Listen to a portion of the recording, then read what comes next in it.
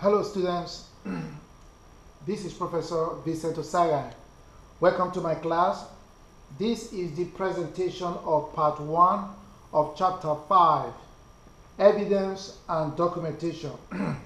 Recall in chapter 1, we talked about 3 fundamental concepts relating to the performance of any financial statement audit.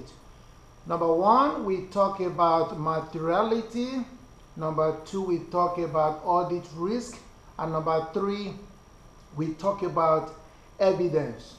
So chapter 5 zero in on audit, evidence, and documentation.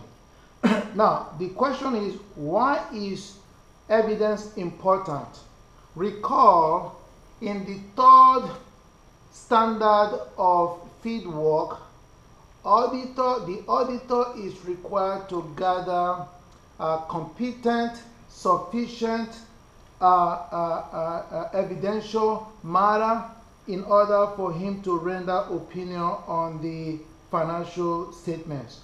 Now, what is audit evidence before we move further? We said that any information that the auditor uses in arriving at the conclusions on which the audit opinion is based on is audit evidence. We are going to talk a little bit more about this, obviously, throughout this chapter.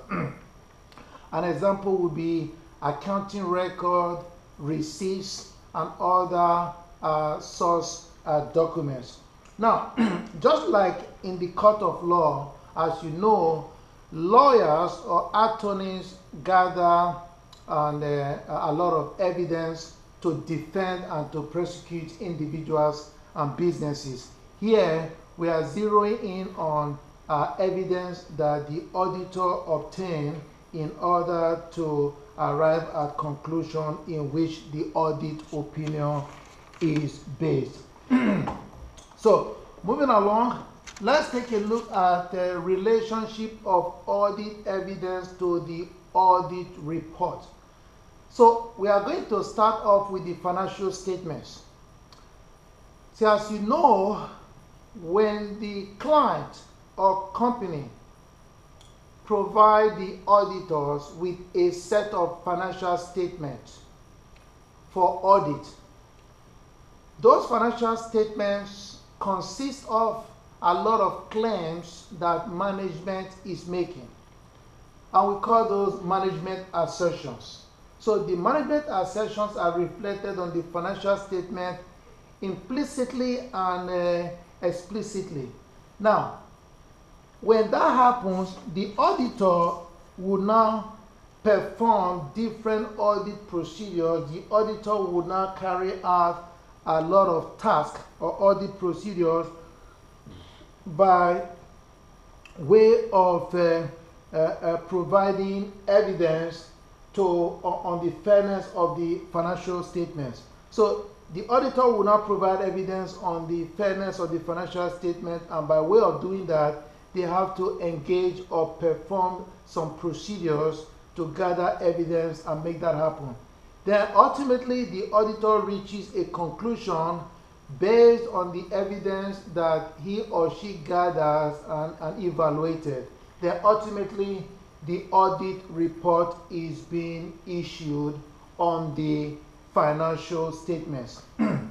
Now, moving along, management assertions, very, very important, okay? Very, very important in this chapter. So, like I told you in the class, you need to know anything and everything about management assertions. Again, like we said that management assertions are claims that management is making, and those claims are reflected or embedded in the financial statements, and they could be implicit or explicit. So let me give you an example of that. Let's assume that one of the financial statements that you are auditing as an auditor, of course, is an income statement, and we have $100 million reported on the income statement. When management provides you with that particular financial statement, by default, management is making several claims relative to this $100 million. So number one, management is telling you, they don't have to explain it to you, they don't have to verbalize it to you, but it is given that management is claiming that they provided services or they sold goods to their customers up to the tune of $100 million. In other words, management is making claims that transactions actually occur between the company and the customers that resulted in $100 million that was reported in the income statement. Management is also making a claim that every transaction relative to this revenue is captured. Management is also making a claim that the proper accounting principle was used in recognizing the $100 million. So management is not going to tell you as an auditor and say, here are all the claims that we are making relative to this financial statement. It is just giving. When they provide you with the financial statement and they ask you to do the audit, management is making all sort of claims. So as auditor, it is now our responsibility to gather evidence, analyze the evidence to see whether management claims are being met or not in order for us to be able to render opinion on the financial statements. So that being said, it is important for you to know that all management assertions are broken down into three categories. Number one, assertions about classes of transactions and events for the period under audit. Number two, assertions about account balances at the period end. And number three, assertions about presentation and disclosure.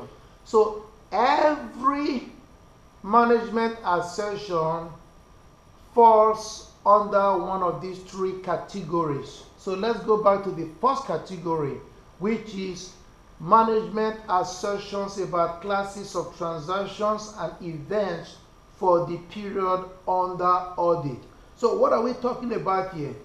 Here we are zeroing in on management assertions or management claims relative to classes of transactions and events for the period that we are auditing.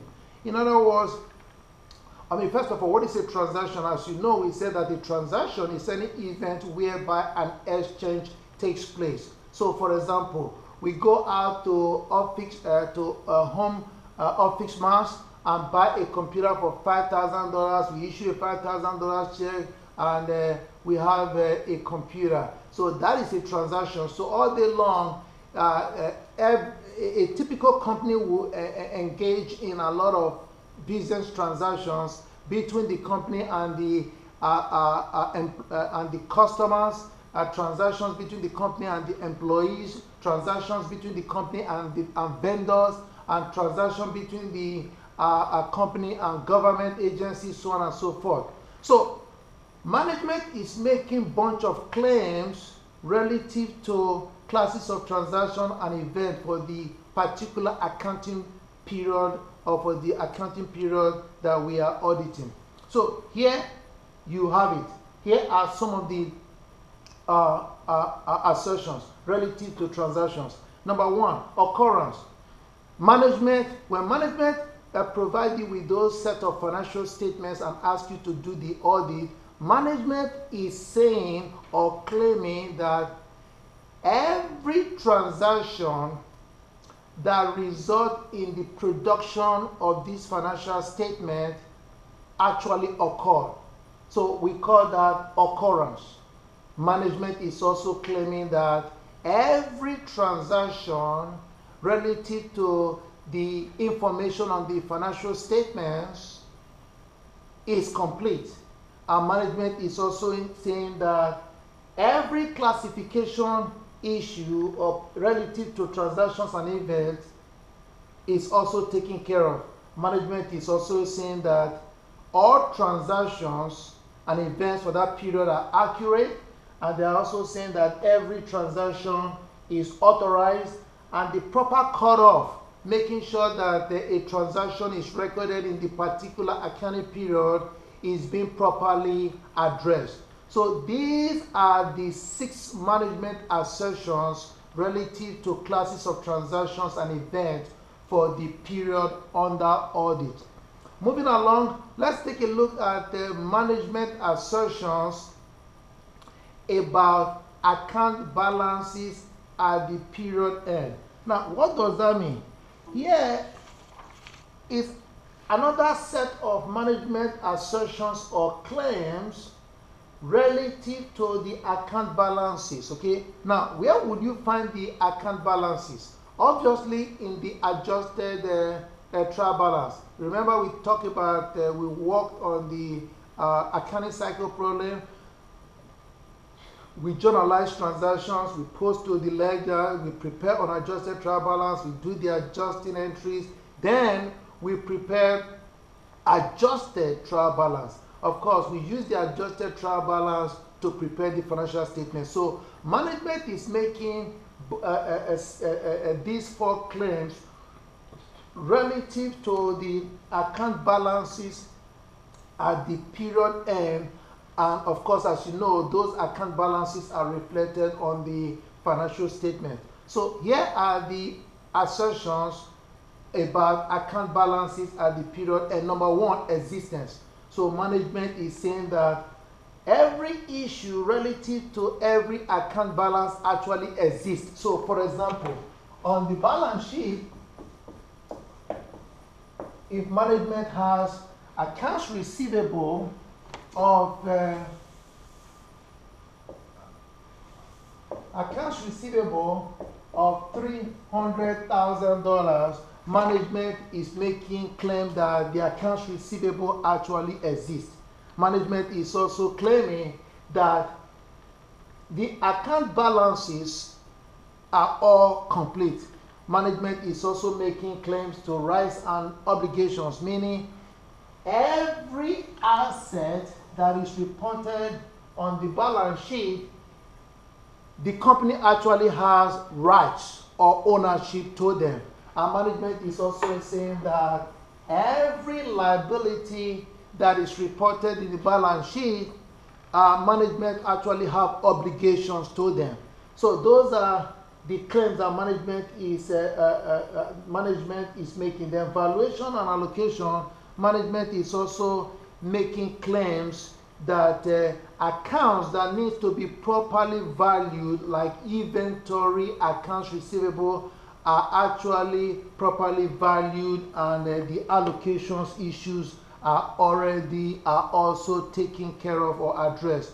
Now the last category is assertions about presentation and disclosure. Again, management is making some set of assertions relative to these 2 issues, presentation and disclosure. As you know, presentation, we talk about how the financial statements has to be presented in a particular way in accordance with generally accepted accounting principles. So for example, you cannot prepare a balance sheet and just have assets without properly classifying it. For example, we have current assets, we have long-term assets, we have current liabilities and long-term liabilities. So management is also making claims that all the presentation issues and everything that needs to be disclosed is being disclosed. So here are the assertions relative to presentation and disclosure. Number 1, accuracy and valuation. All those issues management is saying that they have already addressed. Classification and understandability. The financial statements are properly classified, the notes are properly written so that everybody or whomever or the user of the financial statement can understand it. They are presented in an understandable way. And we're also saying that every presentation, every disclosure issue is complete. Occurrence, rights, and obligations. Again, the occurrence issues, rights, and obligation, everything, every asset we have rights to, and every obligation or every liability, we are obligated for every liability.